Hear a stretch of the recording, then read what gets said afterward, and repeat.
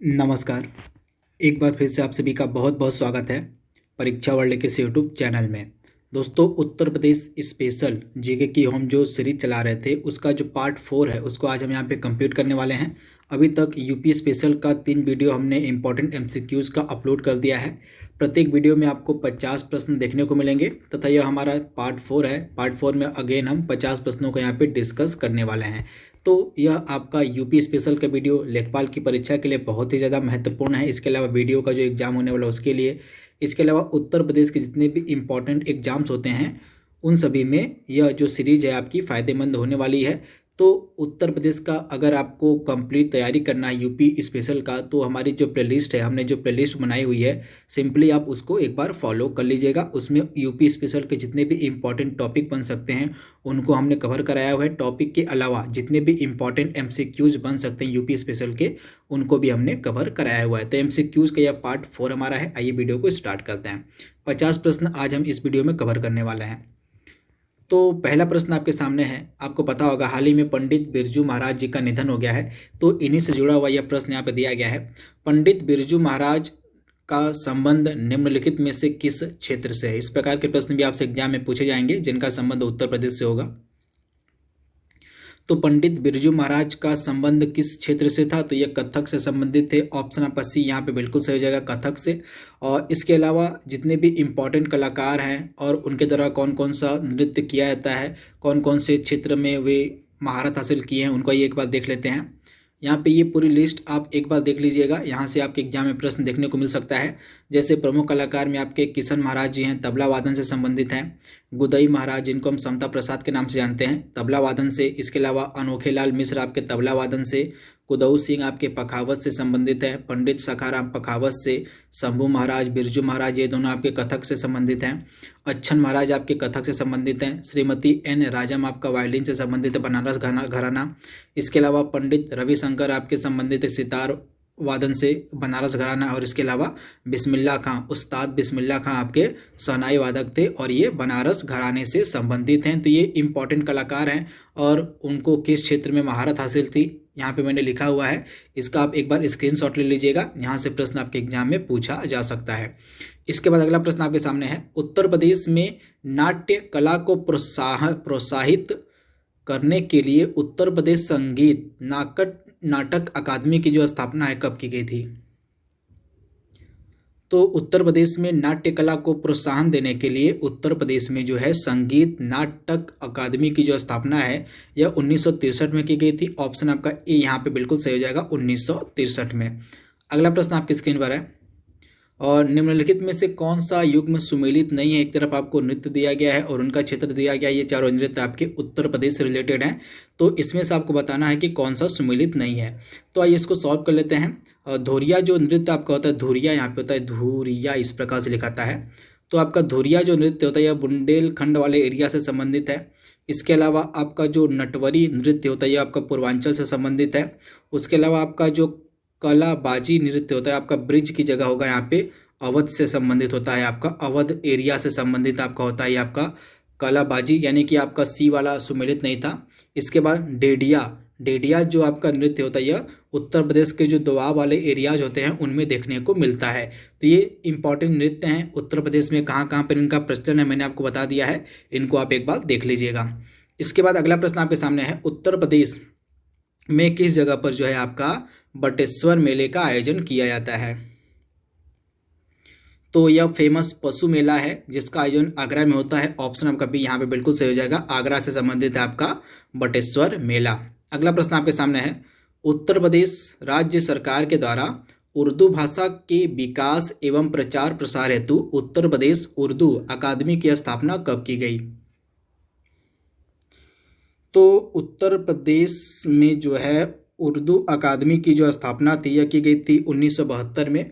Option आपका सी यहाँ पे बिल्कुल सही हो जाएगा, 1972 में उर्दू अकादमी की स्थापना की गई थी। इंपॉर्टेंट प्रश्न है, डेफिनेटली आपसे एग्जाम में यह प्रश्न पूछा जा सकता है। आपको बताना है कि उत्तर प्रदेश में भातखंडे संगीत संस्थान कहाँ स्थित है? तो उत्तर प्रदेश में भातखंडे संगीत संस्थान आपको मिलेगा लखनऊ में। ऑप्शन आपका ए यहाँ पे बिल्कुल सही है, लखनऊ में। अगला प्रश्न आपकी स्क्रीन पर है। सुलह कुल का जो सिद्धांत है निम्नलिखित में से किसके द्वारा प्रतिपादित किया गया था? इंपॉर्टेंट प्रश्न। तो सुलह कुल का जो आपका सिद्धांत है किसके द्वारा प्रतिपादित किया गया था? तो आप ध्यान से याद कर लीजिएगा, यह जो इम्पोर्टेंट सिद्धांत था यह दिया गया था अकबर के द्वारा। ऑप्शन आपका डी यहाँ पे बिल्कुल सही हो जाएगा, अकबर के द्वारा सुलह कुल का सिद्धांत प्रतिपादित किया गया था। अगला प्रश्न आपकी स्क्रीन पर है, उत्तर प्रदेश में किस स्थान पर प्रत्येक वर्ष वाटर स्पोर्ट्स फेस्टिवल का आयोजन किया जाता है? तो उत्तर प्रदेश में किस स्थान पर प्रत्येक वर्ष वाटर स्पोर्ट्स फेस्टिवल का आयोजन होता है? तो आप ध्यान से याद कर लीजिएगा, प्रयागराज में। ऑप्शन ए आपका 100% सही हो जाएगा। प्रयागराज में जो है प्रत्येक वर्ष वाटर स्पोर्ट्स फेस्टिवल का आयोजन किया जाता है। तो ऑप्शन ए आपका यहाँ पे बिल्कुल सही होने वाला है। अगला प्रश्न आपके सामने है, निम्नलिखित में से कौन सा लोकगीत जन्म के अवसर पर गाया जाता है उत्तर प्रदेश में?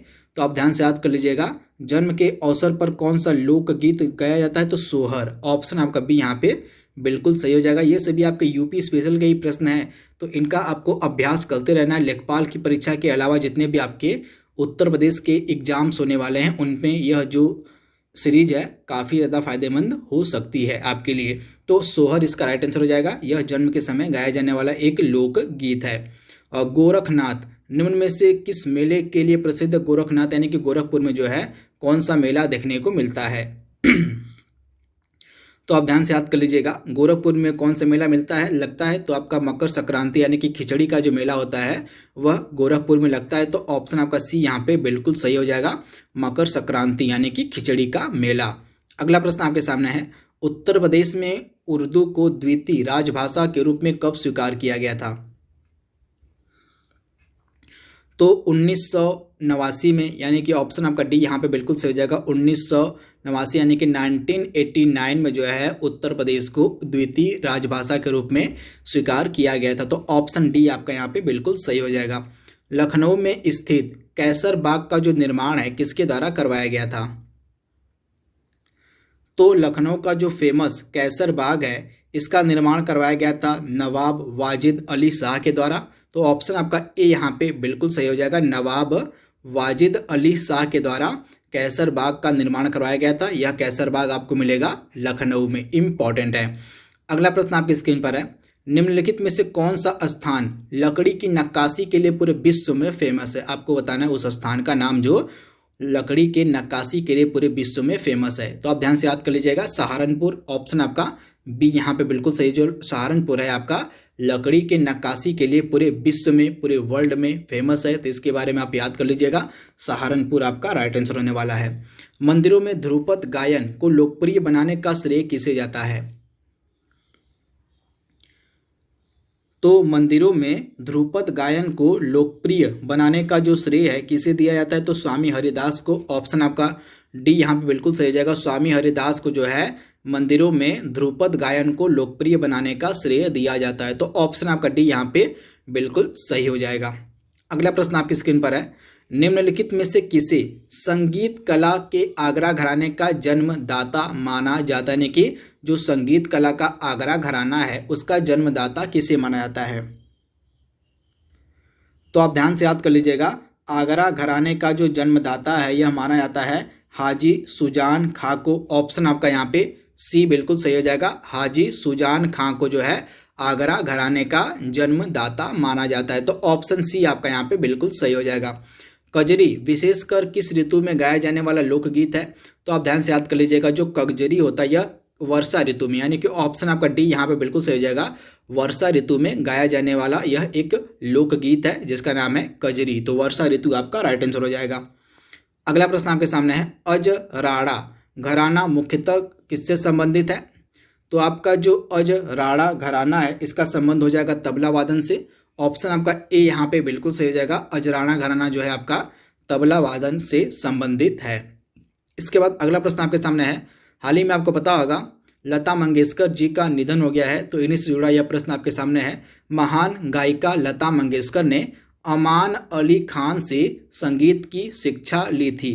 तो आपको बताना है कि जो अमान अली खान थे ये किस घराने से संबंधित थे? तो आप ध्यान से याद कर लीजिएगा, अमान अली खान ये संबंधित थे भिंडी बाजार घराने से। ऑप्शन आपका सी यहाँ पे बिल्कुल सही हो जाएगा। भिंडी बाजार घराने से संबंधित थे आपके अमान अली खां, तथा इन्हीं अमान अली खां से ही जो हमारी फेमस गायिका थी, हमारी फेमस सिंगर थी लता मंगेशकर, इन्होंने शिक्षा ग्रहण की थी संगीत की। तो आप इसे याद कर लीजिएगा, भिंडी बाजार से संबंधित थे अमान अली खां। अगला प्रश्न आपके सामने है, सहारनपुर निम्नलिखित में से किस मेले के लिए फेमस है, यानी कि सहारनपुर में कौन सा मेला लगता है। तो सहारनपुर में कौन सा मेला लगता है, तो आप ध्यान से याद कर लीजिएगा, शाकंभरी का मेला। ऑप्शन आपका सी यहाँ पे बिल्कुल सही हो जाएगा। जो आपका शाकंभरी का मेला है यह सहारनपुर में लगता है। तो ऑप्शन आपका सी यहाँ पे बिल्कुल सही हो जाएगा। वहीं आपका कालिंजर का मेला कहाँ पर लगता है, तो बांदा में लगता है। नोट डाउन कर लीजिएगा, बांदा में कालिंजर का मेला लगता है। नक कटैया का मेला आपका उत्तर प्रदेश के वाराणसी में लगता है। वाराणसी में एक जगह है चेतगंज, यहीं पे आपको देखने को मिलेगा नक कटैया का मेला। उसके अलावा सोरो का जो मेला है आपको देखने को मिलेगा कासगंज में। कहाँ, तो कासगंज में आपको देखने को मिलेगा सोरो का मेला। तो ये सारे मेले आपको याद रखने हैं। इसमें से आपको बताना है कि कौन सा सही सुमेलित है। यहाँ पे कुछ संस्थान दिए गए उत्तर प्रदेश का और उनकी स्थापना का वर्ष दिया गया है। तो आपको बताना है कि इसमें से कौन सा सही सुमेलित है। तो आइए देख लेते हैं। तो उत्तर प्रदेश जैन विद्या शोध संस्थान, इसकी स्थापना कब की गई थी, 1991 में। बिल्कुल सही है, पहला वाला ऑप्शन आपका यहाँ पे सही हो जाएगा। इसके बाद सेकंड क्या दिया गया यहाँ पे आपका, अंतर्राष्ट्रीय बौद्ध शोध संस्थान, इसकी स्थापना 1981 में की गई थी, जो कि बिल्कुल ही गलत है। आपका जो अंतर्राष्ट्रीय बौद्ध शोध संस्थान है इसकी स्थापना यहाँ पे की गई थी 1986 होना चाहिए था। 1986 में आपका अंतर्राष्ट्रीय बौद्ध शोध संस्थान की स्थापना की गई थी। कहाँ पर, तो वाराणसी के सारनाथ में। तो इसके बारे में भी आपको याद रखना है, लोकेशन भी आपसे पूछी जा सकती है। इसके अलावा अयोध्या शोध संस्थान की स्थापना यहाँ पे 1996, गलत दिया गया यहाँ पे, 1996 की जगह 1900 कब किया गया था। तो अगेन इसकी भी स्थापना की गई थी 1986 में ही। 1986 में ही आपका जो है अयोध्या शोध संस्थान की भी स्थापना की गई थी। और इसके अलावा जनजाति एवं लोक कला संस्कृति संस्थान, इंपॉर्टेंट है, नोट डाउन कर लीजिएगा। जनजाति एवं लोक कला संस्कृति संस्थान की स्थापना यहाँ पे गलत दिया गया है। यहाँ पे 1986 की जगह होना चाहिए था 1996। 1996 में जो है आपका ऑप्शन डी वाला, यानी कि जनजाति एवं लोक कला संस्कृति संस्थान की स्थापना की गई थी। कहाँ पर, तो लखनऊ में। तो चारों मैंने यहाँ पे सही इनका स्थापना वर्ष बता दिया है, इनको आप एक बार नोट डाउन कर लीजिएगा। मैं फिर से रिपीट करने जा रहा हूँ, उत्तर प्रदेश जैन विद्या शोध संस्थान, इसकी स्थापना 1991 में की गई थी लखनऊ में, इसे आप याद कर लीजिएगा। उसके बाद अंतर्राष्ट्रीय बौद्ध शोध संस्थान की स्थापना की गई थी 1986 में। कहाँ पर, तो वाराणसी के सारनाथ में। उसके बाद अयोध्या शोध संस्थान की स्थापना की गई थी 1986 में, इसे आप नोट डाउन कर लीजिएगा। और इसके बाद जनजाति एवं लोक कला संस्कृति संस्थान, इसकी स्थापना की गई थी कब, तो 1996 में। कहाँ पर, तो लखनऊ में। तो ये सारे फैक्ट्स आपको याद रखने हैं, यूपी रिलेटेड ये सभी फैक्ट्स हैं। अगला प्रश्न आपके सामने है, प्रयागराज में जो आगामी कुंभ मेला है इसका आयोजन कब किया जाएगा। आपको बताना है कि अगला जो प्रयागराज में कुंभ मेला होगा, महाकुंभ, इसका आयोजन कब किया जाएगा। तो अगला जो महाकुंभ होगा वो प्रयागराज में 2025 में होने वाला है। तो ऑप्शन आपका सी यहाँ पे बिल्कुल सही हो जाएगा, 2025 में। अगला प्रश्न आपके सामने है, उत्तर प्रदेश में राजभाषा हिंदी को कब से प्रदेश के कार्यालयों में अनिवार्य कर दिया गया था। तो 1968 से, आप ध्यान से याद कर लीजिएगा, 1968 ईस्वी से उत्तर प्रदेश में राजभाषा हिंदी को जो है प्रदेश के कार्यालयों में अनिवार्य कर दिया गया था। तो ऑप्शन डी आपका यहाँ पे बिल्कुल सही होने वाला है, 1968 से। इसके बाद अगला प्रश्न आपकी स्क्रीन पर है,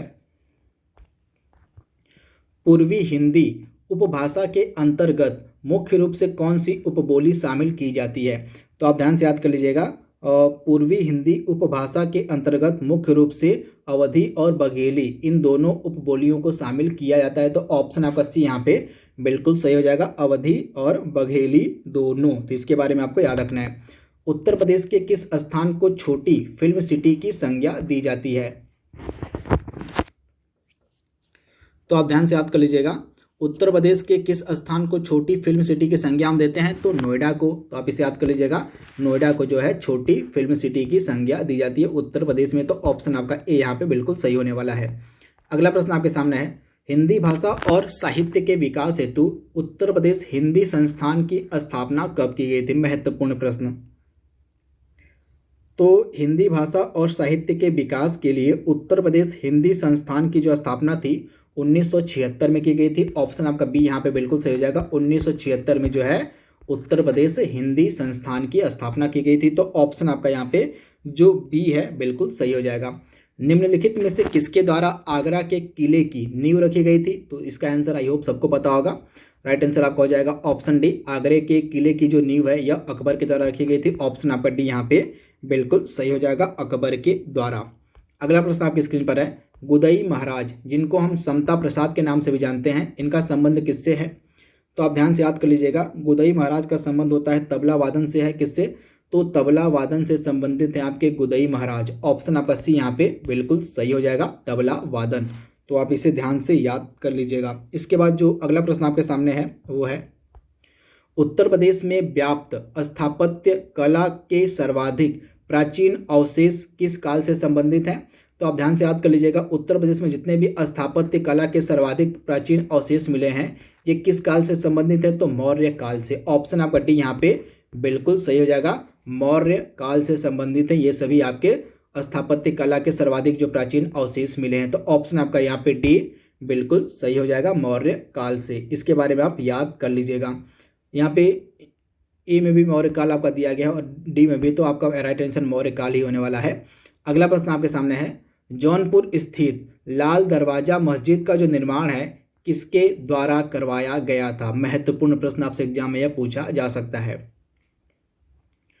तो उत्तर प्रदेश में जो लाल दरवाजा मस्जिद है इसका निर्माण किसके द्वारा कराया गया था? तो आप ध्यान से याद कर लीजिएगा, बीबी राजे के द्वारा। किसके द्वारा? तो बीबी राजे, यानी कि ऑप्शन आपका सी यहाँ पे बिल्कुल सही हो जाएगा, बीबी राजे। तो ऑप्शन सी आप याद कर लीजिएगा, बीबी राजे। और इसके अलावा जो आपका जौनपुर है, जौनपुर में और भी बहुत सारी चीज़ें हैं, जैसे आपका अटाला मस्जिद है, अटाला मस्जिद भी आपको जौनपुर मिलेगी। इसके अलावा झंझरी मस्जिद आपको जौनपुर में मिलेगी, तो इसके बारे में भी आपको याद रखना है। इसके अलावा जो शाही किला है वह भी आपका जौनपुर में ही है, तो इसके बारे में भी आपको याद रखना है। अगला प्रश्न आपके सामने है, उत्तर प्रदेश में सर्वाधिक मुगल कालीन स्मारकों का जो निर्माण है किसके द्वारा करवाया गया था? तो आप ध्यान से याद कर लीजिएगा। उत्तर प्रदेश में जितने भी सर्वाधिक मुगल कालीन स्मारकों का जो निर्माण है वह किसने करवाया था? तो अकबर ने करवाया था। तो ऑप्शन आपका यहाँ पे जो ए है बिल्कुल सही जगह, अकबर के द्वारा ही सर्वाधिक मुगल कालीन स्मारकों का निर्माण करवाया गया था। अगला प्रश्न आपके सामने है, यहाँ पे निम्नलिखित में से भारतेंदु हरिश्चंद्र का प्रमुख नाटक आपसे पूछा जा रहा है, इसमें से कौन सा है? तो दिए गए 4 ऑप्शंस में से भारतेंदु हरिश्चंद्र का जो फेमस नाटक है, प्रमुख नाटक है, वो है आपका भारत दुर्दशा। ऑप्शन आपका बी यहाँ पे बिल्कुल सही हो जाएगा, भारत दुर्दशा जो है इसमें से भारतेंदु हरिश्चंद्र का एक फेमस एक प्रमुख नाटक है। और भारतीय संगीत का प्राचीनतम प्रमाण किसमें मिलता है? तो आप ध्यान से याद कर लीजिएगा, यजुर्वेद में भारतीय संगीत का प्राचीनतम प्रमाण, सॉरी यहाँ पे यजुर्वेद की जगह सामवेद होगा, सॉरी सामवेद में। ऑप्शन बी आपका यहाँ पे बिल्कुल सही हो जाएगा, सामवेद में भारतीय संगीत का प्राचीनतम जो है प्रमाण मिलता है। तो ऑप्शन आपका बी यहाँ पे बिल्कुल सही होने वाला है। इसके बाद यूपी स्पेशल का अगला प्रश्न आपकी स्क्रीन पर है। यहाँ पे आपको बताना है कि कौन सा सुमेलित नहीं है। इस प्रकार के प्रश्न भी आपसे एग्जाम में पूछे जाएंगे। तो देवी पाटन जो जगह है आपको मिलेगी बलरामपुर में, इंपॉर्टेंट है। इसके अलावा कालिंजल दुर्ग आपको मिलेगा चित्रकूट में, जो कि बिल्कुल ही गलत है, कालिंजल दुर्ग आपको चित्रकूट में नहीं मिलेगा। इसके अलावा चक्र तीर्थ नैमिषारण्य सीतापुर में, बिल्कुल सही। कादमगिरी पर्वत आपको चित्रकूट में मिलेगी, बिल्कुल सही है। यानी कि आपका जो बी वाला ऑप्शन था यह आपका सुमेलित नहीं था। तो और राइट आंसर आपका क्या हो जाएगा, बी वाला आपका सुमेलित नहीं था। आपको बताना है कि इसमें से कौन सी रचना भारतेंदु हरिश्चंद्र की नहीं है। तो इसमें से भारतेंदु हरिश्चंद्र की रचना कौन सी नहीं है? तो इसमें से जो भारत माता रचना है यह भारतेंदु हरिश्चंद्र की नहीं है। इसके अलावा जो तीनों रचनाएं आपकी दी गई हैं, सत्यवादी हरिश्चंद्र, भारत दुर्दशा और अंधेर नगरी, ये आपकी जो तीनों रचनाएं हैं ये भारतेंदु हरिश्चंद्र की हैं। लेकिन ऑप्शन ए वाली जो रचना आपकी भारतमाला है यह भारतेंदु हरिश्चंद्र जी की नहीं है। तो ऑप्शन ए आपका यहाँ पे बिल्कुल सही हो जाएगा। अगला प्रश्न आपके सामने है, उत्तर प्रदेश का कानपुर नगर निम्नलिखित में से किस जिले से अपनी सीमा साझा नहीं करता है? तो इसमें से जो कानपुर नगर है इसमें से किससे अपनी सीमा साझा नहीं करता है? तो लखनऊ से जो है सीमा नहीं लगती है कानपुर की, तो ऑप्शन आपका सी यहाँ पे बिल्कुल सही हो जाएगा, लखनऊ से। अगला प्रश्न आपके सामने है, आपको बताना है कि उत्तर प्रदेश में कौन से स्थान पर जेके मंदिर स्थित है। तो जेके मंदिर आपको मिलेगा कानपुर नगर में, ऑप्शन आपका ए यहाँ पे बिल्कुल सही हो जाएगा। कानपुर नगर में आपको देखने को मिलेगा जेके मंदिर, ऑप्शन ए आपका बिल्कुल सही यहाँ पे है। अगला प्रश्न आपके सामने है, अकबर द्वारा किसके सम्मान में फतेहपुर सिकरी का निर्माण करवाया गया था। महत्वपूर्ण प्रश्न है, इस प्रकार के प्रश्न आपसे एग्जाम में डेफिनेटली पूछे जाएंगे। तो सम्राट जो अकबर था, मुगल शासक अकबर जो था, इसने किसके सम्मान में फतेहपुर सिकरी का निर्माण करवाया था।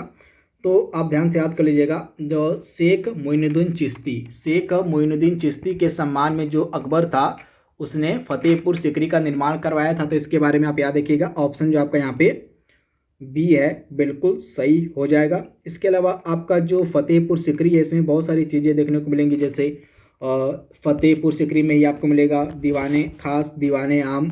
इसके अलावा सलीम चिश्ती का जो मकबरा है यह फतेहपुर सिकरी में ही है। इसके अलावा जामा मस्जिद मिलेगी फतेहपुर सिकरी में, ये उत्तर प्रदेश की बात हो रही है। इसके अलावा आपको याद रखना पड़ेगा जो पंच महल है, इसके अलावा जोधा बाई का महल, इसके अलावा मरियम का महल, इसके अलावा बीरबल का महल, ये सभी चीज़ें आपको मिलेंगी कहाँ पर, तो फतेहपुर सिकरी में ही ये सारी चीज़ें आपको मिलेंगी। तो इनके बारे में आपको याद रखना है।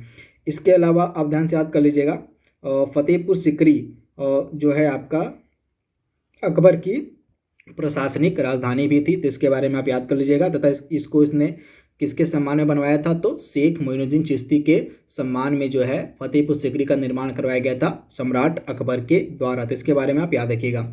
इसमें से आपको बताना है कि कौन सा सही सुमेलित है। इसमें से आपको कुछ घराने दिए गए हैं और आपको बताना है कि इसमें से कौन सा सही सुमेलित है। तो गिरजा देवी का संबंध किस घराने से है आपको बताना है। तो इसमें से गिरजा देवी का संबंध आगरा घराना दिया गया, जो कि बिल्कुल ही गलत है। गिरजा देवी का आगरा घराने से संबंध नहीं था, बल्कि ये बनारस घराने से संबंधित है। आपकी गिरजा देवी बनारस यहाँ पर होना चाहिए था, तो पहले आपका सम्मिलित नहीं है। इसके अलावा यहाँ पे बनारस कर लीजिए आप, बनारस। इसके बाद आपका पंडित यशपाल का संबंध किस घराने से है, तो यहाँ पे बनारस दिया गया, जो कि बिल्कुल गलत है। पंडित यशपाल आपके संबंधित थे आगरा घराने से, तो सेकंड का आगरा घराना होगा, आगरा। इसके बाद भीमसेन जोशी का संबंध आपका किराना घराना से, जो कि बिल्कुल सही है। ऑप्शन सी वाला यहाँ पे सही सुमेलित है। भीमसेन जोशी का संबंध आपका किराना घराना से है। इसके अलावा ध्रुव तारा जोशी, इनका संबंध किस घराने से है, तो इनका संबंध आपका खुर्जा घराने से है। तो सी वाला आपका डी वाला भी बिल्कुल गलत यहाँ पे दिया गया है। खुर्जा घराना की जगह इनका हो जाएगा इटावा से। इटावा घराना से संबंधित है आपके ध्रुव तारा जोशी। तो चारों मैंने आपको बता दिया है, गिरजा देवी बनारस घराना, पंडित यशपाल आगरा घराना, भीमसेन जोशी किराना घराना और ध्रुव तारा जोशी आपका इटावा घराना। तो इनके बारे में आप याद कर लीजिएगा। अगला महत्वपूर्ण प्रश्न आपके सामने है, पूर्वांचल की लोक गायन परंपरा बिरहा का गायन मुख्य रूप से कहाँ पर किस भाषा में किया जाता है। तो आप ध्यान से याद कर लीजिएगा, जो बिरहा है इसका जो गायन है मुख्य रूप से भोजपुरी भाषा में होता है। तो ऑप्शन आपका बी यहाँ पे बिल्कुल सही हो जाएगा, भोजपुरी भाषा में।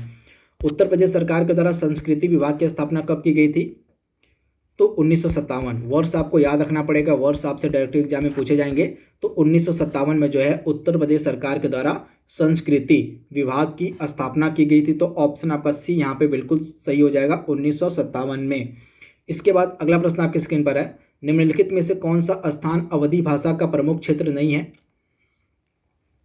तो इसमें से बलरामपुर हो गया आपका, बलरामपुर के अलावा रायबरेली हो गया, रायबरेली के अलावा अमेठी, ये तीनों जो जगहें आपकी हैं ये अवधी भाषा के प्रमुख क्षेत्रों में आते हैं। लेकिन महाराजगंज आपका अवधी भाषा के प्रमुख क्षेत्र के अंतर्गत नहीं आता है। तो ऑप्शन आपका बी यहाँ पे बिल्कुल सही हो जाएगा, महाराजगंज आपका अवधी भाषा क्षेत्र के अंतर्गत नहीं आता है। इसके बाद अगला प्रश्न आपके सामने है, उत्तर प्रदेश में प्रथम फिल्म नीति की घोषणा कब की गई थी। तो वर्ष आपको याद रखना पड़ेगा, अगेन 1999 में उत्तर प्रदेश में पहली फिल्म नीति की घोषणा की गई थी। तो ऑप्शन आपका ए यहाँ पे बिल्कुल सही हो जाएगा, वर्ष 1999। अगला प्रश्न आपके सामने है, उत्तर प्रदेश संस्कृति विभाग द्वारा अयोध्या शोध संस्थान की स्थापना कब की गई थी। तो मैंने आपको इसके बारे में बताया था पिछले स्लाइड में कि अयोध्या शोध संस्थान की जो स्थापना थी 1986 में की गई थी। ऑप्शन आपका सी यहाँ पे बिल्कुल सही होने वाला है। इसके बाद अशोककालीन अरोरा अभिलेख निम्नलिखित में से किस स्थान से प्राप्त हुआ है। तो अशोक के काल का जो अहरौरा अभिलेख था यह मिर्जापुर से प्राप्त हुआ है। तो ऑप्शन आपका बी यहाँ पे बिल्कुल सही हो जाएगा, मिर्जापुर से। अगला प्रश्न आपके सामने है, निम्नलिखित में से किसे उत्तर प्रदेश की औद्योगिक राजधानी की संज्ञा दी जाती है। तो आप ध्यान से याद कर लीजिएगा, उत्तर प्रदेश की जो औद्योगिक राजधानी हम बोलते हैं कानपुर सिटी को, कानपुर नगर को। तो ऑप्शन आपका डी यहाँ पे बिल्कुल सही हो जाएगा, कानपुर नगर को। इसके बाद यहाँ पे कुछ उत्तर प्रदेश के शहर हैं और उनका उपनाम दिया गया है, तो इसमें से आपको बताना है कि कौन सा सुमेलित नहीं है। तो आइए देख लेते हैं। एनर्जी कैपिटल ऑफ इंडिया हम कहते हैं सोनभद्र को, बिल्कुल सही है। सिराज ए हिंद कहा जाता है जौनपुर को, बिल्कुल सही है। कान्यकुब्ज के नाम से हम जानते हैं कन्नौज को, बिल्कुल सही है। यहाँ पे खलीलाबाद का संबंध संत रविदास नगर से नहीं है, तो आपको बताना है कि संत रविदास नगर को हम किस नाम से जानते हैं। इसके अलावा बताइए खलीलाबाद का संबंध किससे है, इसका जवाब आपको कमेंट बॉक्स में देना है। ऊपर के तीनों आपके बिल्कुल सही सुमेलित हैं। इसके बाद अगला प्रश्न आपके सामने है, आपको बताना है कि निम्नलिखित में से किसके द्वारा लखनऊ में चित्रकला की वास तथा टेम्पा नामक दो शैलियों की शुरुआत की गई थी। तो लखनऊ में चित्रकला की वास तथा टेम्पा नामक दो शैलियों की जो शुरुआत की गई थी असीत कुमार हल्दर के द्वारा। तो ऑप्शन आपका ए यहाँ पे बिल्कुल सही हो जाएगा, असीत कुमार हल्दर के द्वारा इन दो चित्रकला की शैलियों को विकसित किया गया था। यहाँ पे टेपा की जगह आप टेम्पा कर लीजिएगा, टेम्पा हो जाएगा यहाँ पे। अगला प्रश्न आपके सामने है, उत्तर प्रदेश में राज्य ललित कला अकादमी कहाँ पर स्थित है। तो उत्तर प्रदेश में राज्य ललित कला अकादमी आपकी स्थित है लखनऊ में। तो ऑप्शन आपका डी यहाँ पे बिल्कुल सही जाएगा, लखनऊ में आपको मिलेगी उत्तर प्रदेश में राज्य ललित कला अकादमी। तो ऑप्शन आपका डी यहाँ पे बिल्कुल सही होने वाला है। लास्ट के दो प्रश्न आपके सामने हैं, उत्तर प्रदेश संस्कृति विभाग के अंतर्गत लखनऊ में स्वायत्त शासी संस्थान के रूप में राष्ट्रीय कथक संस्थान की स्थापना कब हुई थी। तो आप ध्यान से याद कर लीजिएगा, राष्ट्रीय कथक संस्थान की स्थापना 1988-89 के दौरान की गई थी। तो ऑप्शन आपका यहाँ पे जो सी है बिल्कुल सही हो जाएगा, इसके बारे में आप याद कर लीजिएगा। आज के सेशन का लास्ट प्रश्न आपके स्क्रीन पर है, आपको बताना है कि इसमें से कौन सा सही सुमेलित नहीं है। इस प्रकार के प्रश्न आपसे एग्जाम में डेफिनेटली पूछे जाएंगे। तो एक तरफ आपको चित्रकार दिए गए हैं और उनकी कृतियाँ दी गई हैं, तो आइए इनको सॉल्व कर लेते हैं। भवानी चरण गोई, इनकी कृति का क्या नाम है, रामलीला है, बिल्कुल सही है, पहला ऑप्शन आपका बिल्कुल सही है। इसके अलावा रणवीर सिंह बिष्ट की कृति का क्या नाम है, तो पहाड़ी घसियारे, बिल्कुल सही है। इसके बाद ललित मोहन सेन की कृति का क्या नाम है, तो सभी चित्र, बिल्कुल सही है। लेकिन ऑप्शन आपका डी वाला यहाँ पे सुमेलित नहीं है, तो आप इसे याद कर लीजिएगा, ऑप्शन डी आपका यहाँ पे सुमेलित नहीं है और बाकी तीनों आपके यहाँ पे सही सुमेलित हैं, तो इनके बारे में आपको याद रखना है। तो यूपी स्पेशल का सेट नंबर जो 4 था इसको हमने यहाँ पे कंप्लीट कर लिया है। अगेन हमने 5 महत्वपूर्ण प्रश्नों को यहाँ पे डिस्कस कर लिया, 50 महत्वपूर्ण प्रश्नों को हमने यहाँ पे कवर कर लिया है। यह सेट नंबर 4 हमारा था। आई होप यह सीरीज आपको पसंद आएगी। यूपी स्पेशल लगभग मैंने आपको कंप्लीट पढ़ा दिया है, तो हमारी प्लेलिस्ट को आप सिंपली फॉलो करते रहिएगा अगर आपको संपूर्ण उत्तर प्रदेश जीके की तैयारी करनी है। तो आज के लिए बस इतना ही, कल फिर मिलेंगे हम एक नए वीडियो के साथ, तब तक के लिए thank you, thanks for watching, thank you.